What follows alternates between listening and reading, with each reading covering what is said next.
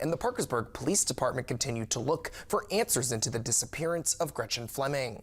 Parkersburg Police Chief Matt Board says detectives continued to get tips about the disappearance of Gretchen. Fleming went missing in December of 2022 here in Parkersburg. Chief Board says his department has a good working relationship with the FBI.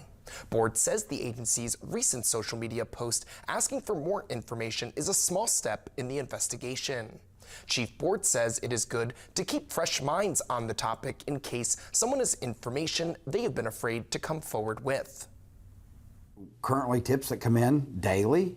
We do have a detective assigned to the case. It's worked daily. But in regard to anything that I can speak on, a lack of me speaking on it does not mean that it is not getting the appropriate attention. Chief Board says his detective has been keeping in close contact with the Fleming family.